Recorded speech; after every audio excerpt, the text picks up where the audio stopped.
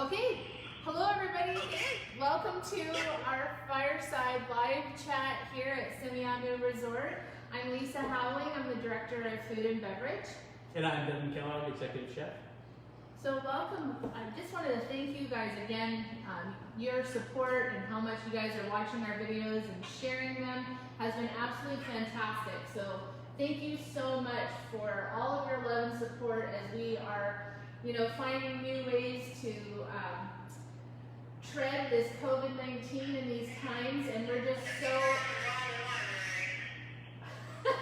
We have our moms on the phones with us here, so it's going to be fun.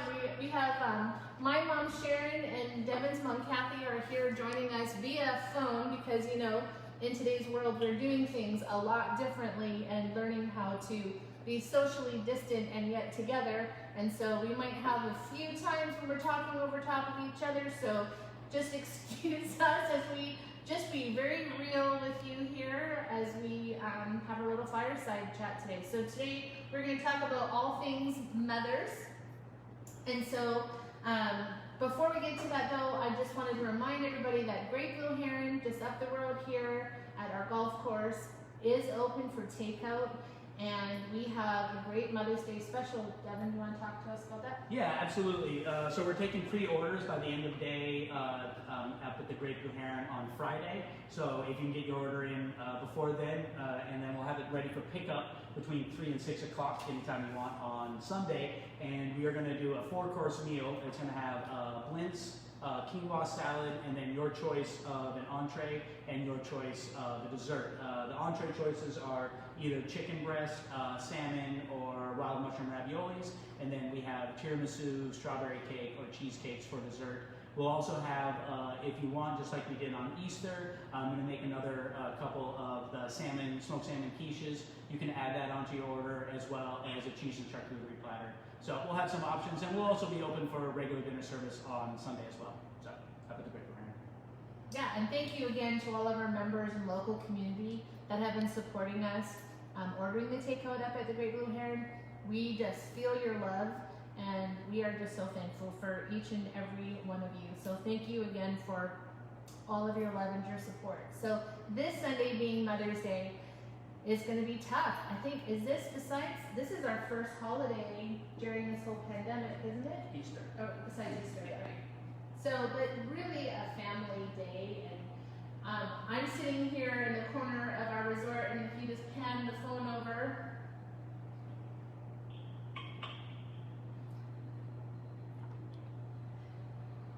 So over there is White Rock, British Columbia, and my mom is just sitting right over there in her house in White Rock, and I can't go see her because, one, social distancing, and we're still just in phase 1 here of Governor Inslee's reopening plan, and the borders are closed. So even though I'm a Canadian citizen, it's not considered essential travel to go see your mom. So I miss her. I'm not gonna cry. So I am very emotional, but this is tough, and it's tough for everybody. Definitely. Obviously, my parents were more than willing to drive up from Kirkland to come up here and meet with us, but we're still trying to practice our social distancing the best we can. Again, we're still in phase 1, so we're really taking as many precautions and waiting until phase 2 to really open things up and do differently on this property as far as ourselves as well. But it is very difficult, and the amount of time spent apart from our friends and family can be very wearing on us for sure. And so that's why we're trying to take this opportunity to include our mothers in on the chat. I can start out a little bit.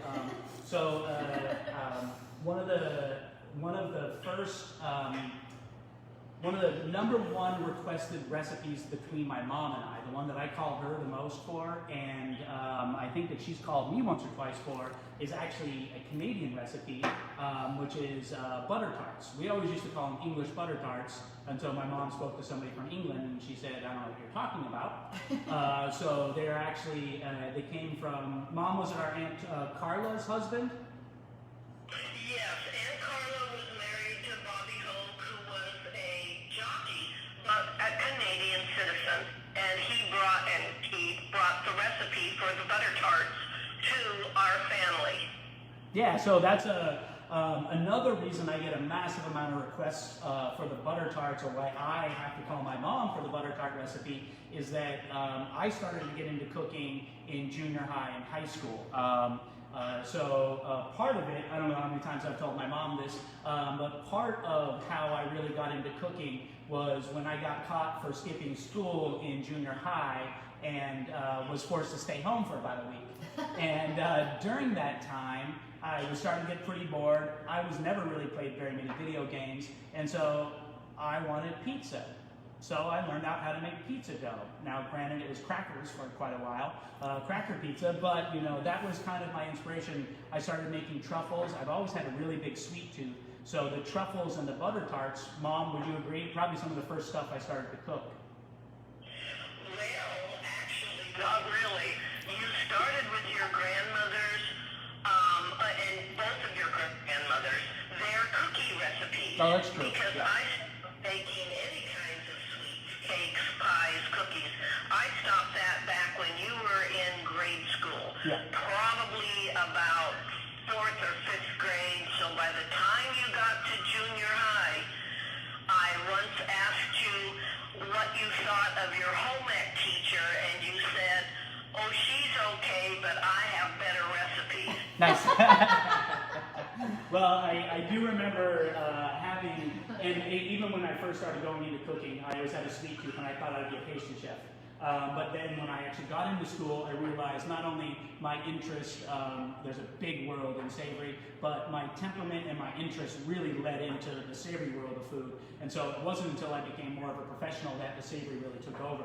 Before that, I mean, you know, how many lemon meringue pies did we eat? You know. Oh my gosh, we used to have those on a regular basis for Yeah, you. yeah, and that was I remember really trying to get that meringue to not slide off the pie. You know, every little trick under the sun. Which now sometimes I look back at those old recipes and I think to myself, oh, if I would have just done this, I would have done it. But I didn't know then. I didn't know about tempering, and I didn't know about a lot of other things. So, but yeah, that's you know, and then just to speak, you know, continue on. You know, I've always really appreciated, Mom, that you've had that you had a wide palette. You know, not only did we have like, you know, taco and spaghetti nights, but I know you and Lori had taken classes at like the Uwajimai's Asian food store, and I remember that stir fries and things like that influencing our dinners quite a bit. And so, you know, even though it wasn't the most international of cuisines, it was never boring. We always did something. You and Dad always tried to come up with something new and something different. So. Yeah. Well, I think we tried to eat some of the foods that we couldn't afford to go out and buy at a restaurant. Very true. Very So true. what you're remembering is the time your Auntie Lori and I took a Filipino cooking class, and we did that basically because of my friend Myrna, who was Filipino, and I invited her family over for dinner, and we had lumpias, and we had chicken riano, which is their national dish, chicken, boneless chicken stuffed with meat and an egg on the inside. And when I served that to her, she looked at it and said, "Oh my gosh, I've never had that before." So we were kind of thrilled about that. But yeah, we always did try to find different things that we could make. And I mean, you know, even at that, I remember I took Japanese, and I was into origami and other stuff, and we'd have sushi and go out to Japanese restaurants quite often. So I always remember kind of having a good influence. Yeah. When I was a young lady, the Japanese community in Tacoma, where I grew up, their church would have, or their temple would have a big sukiyaki dinner. And I loved it so much, but they only did it once a year. So I went out and learned how to make sukiyaki, and that's when I was probably in maybe high school. Wow. At that age. So yeah, I guess you come by it naturally. Yeah. And of course your grandmother, my mother, was an excellent pastry chef and a very good cook in many ways. Absolutely. Well, that kind of leads me into what we're doing for tomorrow, and I will be making, my cooking demonstration will be that butter tart recipe. Pretty simple with currants, mostly with ingredients that you have at home, and it's one of the reasons I liked it and continue to call for that recipe is how simple it is. So we'll go with that. Well, thanks, Mom. You can stay on the line, but I'm going to turn it over to Lise and give her a little time with her mom. All right. So, Thank you. Bye-bye. did she hang up? No, she's still there. Okay. So, when I asked my mom what is a recipe that us girls, I have 3 older sisters, so what recipe do we call you the most for? She said shortbread cookies. So I thought it was really interesting. Devin and I were chatting before going live that both of our recipes that we call our mom for are sweets when, as children growing up, we were not allowed to have sweets. My mom was hypoglycemic, or is still hypoglycemic, and she was a big sugar no-no. So I mean, Shreddies was the only cereal. This shredded wheat and Shreddies. Yeah. Shredded wheat for Americans. and then my mom also liked to give us powdered milk because she said we couldn't taste the difference, but we could.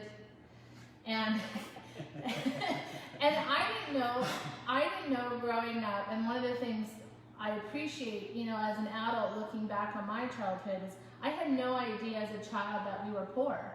And I had no idea that my mom had to be very creative in how to make food stretch. And Devin and I thought, that's really interesting because right now, a lot of us are doing the same thing at home. We're trying to figure out how we make things stretch and cooking at home again when we haven't really done that because we eat out. As children, as young, we didn't really eat out very often. Sundays we did, we'd go to church and then we would go out for lunch. But that was it. We didn't go out during the week. We didn't go out Friday or Saturday nights. And so my mom was so super creative. And so she would make French fries and Mom, you would make crepes, and I remember going to school and telling people that we had crepes with asparagus, and no idea that it's just a thin pancake. It's probably one of the cheapest things you can make, but it was great. So, trying to be creative looking back then, Mom, what was that like cooking? I mean, you had 4 girls, plus we had foster kids, and my cousins lived with us. We had 1 bathroom. What was that like? It was hectic. The whole house was full of kids, but it was good, and again, Devin, like your mom, you just have to be creative when you've got a budget that's next to nothing. And I can remember with the 2 youngest girls, Shannon and Lise, when they outgrew their jeans or grew taller, I just added the bottom to it, because I sewed and cooked. When I was at home still, with being raised by parents who came through the Depression, they were always money conscious. I mean, they had 5 children, so they were also, very conscious of the budget and what you could spend and whatnot. So our food at home at that time was really boring. We had the same thing on Monday, same thing on Tuesday, and every day of the week, my mom would make something the same thing. So I never grew up with any creativity. And when we moved to North Vancouver, my next door and we got into cookbooks. And oh, you're cutting out, Mom. Oh. Of that as well, so they got to taste all this stuff. So it's amazing what you can do. And again, we were in our house. We were home. We didn't go out very much. All our entertainment besides church was our neighbors, our neighborhood. So we would change recipes. We would try this and that, and the girls would be our guinea pigs. Yep. And most of the stuff they liked, but some stuff they didn't like. I think the crepes were something that you didn't like too much, Lisa.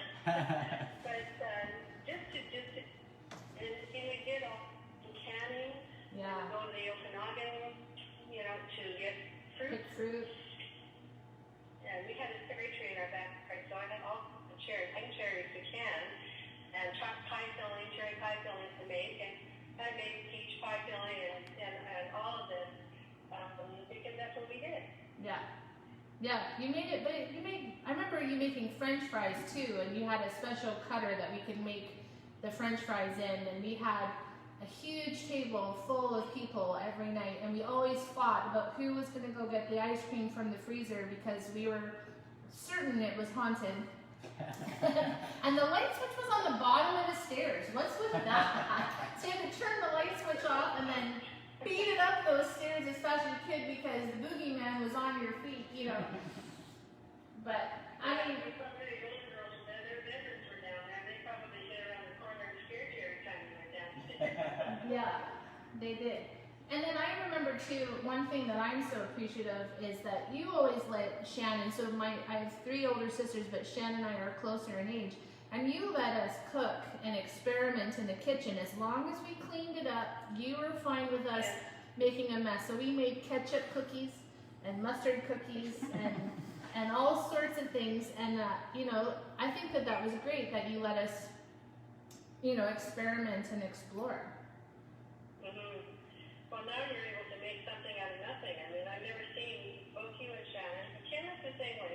Tammy used to be, but then when she started teaching full time, she gave up cooking. It's like when I started with the restaurant, and not that I cook there, but working full time, I gave up cooking too. Yeah. So we would eat at the restaurant all the time, and now that the restaurant isn't open, my husband cooks, which is lovely. Yeah, yeah. No, and it's good. So my family has owned a restaurant in South Surrey, British Columbia for 20 years, Mom? 18 now. 18 now, so. Yeah. So right now it's not open, so we'll see what happens with that. But your shortbread recipe is just a really simple wheat shortbread. And why would you say that was just so successful? Was the size of the batch? I think so. The recipe actually came from my grandmother, who was English. She came from England, and my mom would do things really differently. Like I have her baked bean recipe, I have her meatloaf recipe, and that meatloaf is, I call it Mom's meatloaf because that's my mother's recipe. Even though she was, you know, she was so, what can I say? She had to have everything scheduled down so that she would remember what she was doing every day. So that's why we had, you know, always had roast beef and Yorkshire pudding on Sundays, and the Yorkshire pudding in the recipe now is also her recipe, which was my grandmother's recipe. Big, huge Yorkshire puddings. Yeah, they were delicious. Yeah. But the shortbread cookies are actually my mom's recipe as well, and this probably came from her mom, being English. And it's just simple butter, flour, cornstarch, a little bit of salt. A little bit of salt, yeah. And that's about it.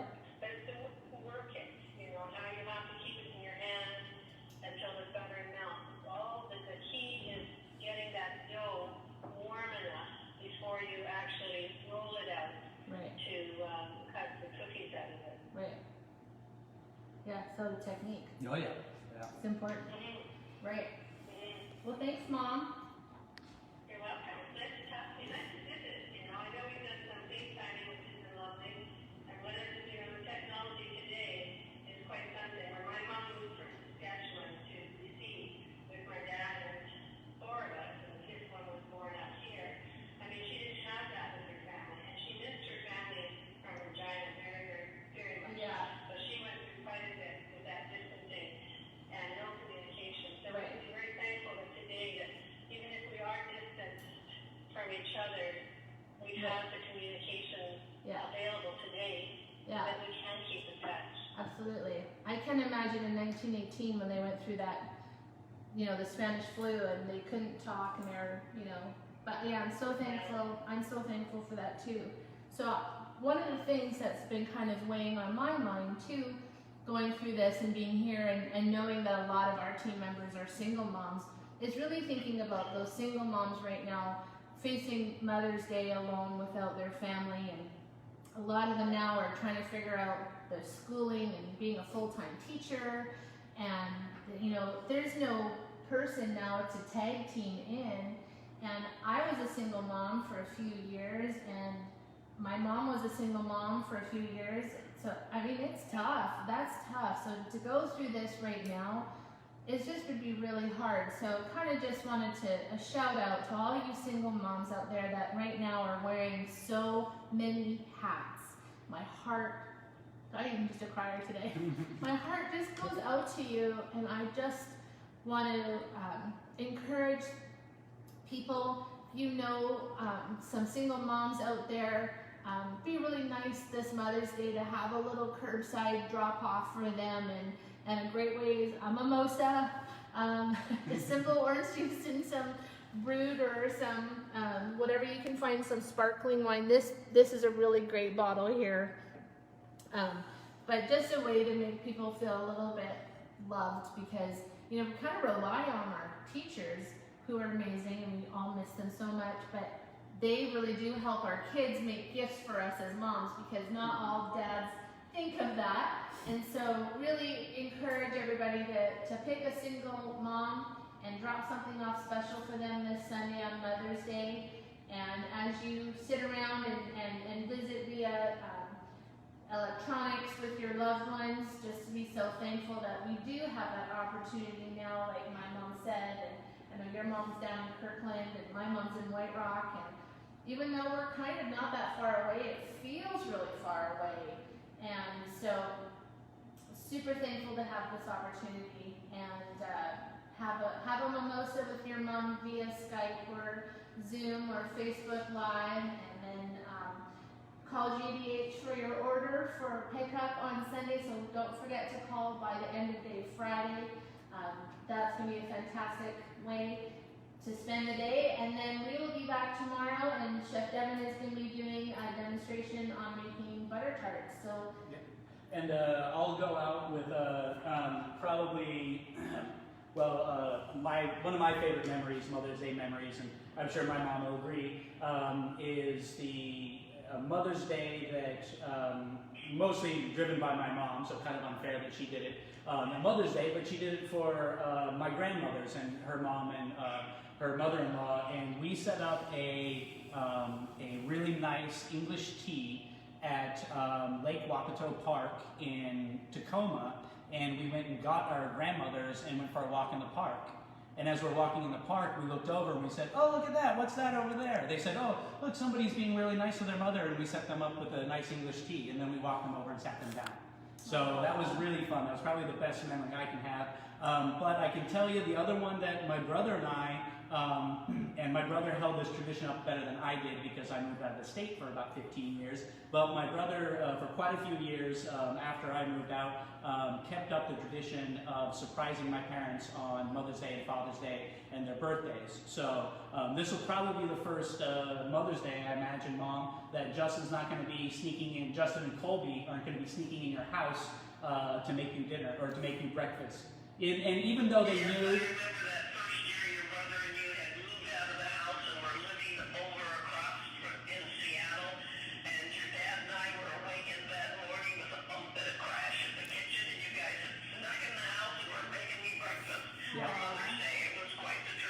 Yeah, quite a few times after I went to culinary school, I started to do things a little bit more elaborate, and that's when the preparation for the breakfast would all of a sudden take a couple hours, and would have to ask you to go back to bed, you know, that type of thing. But I'm sure you still enjoyed it. Well, we're going to get going. So thank you both for being on the phone with us. This is really fun, and yeah, thank you. And we'll. Absolutely.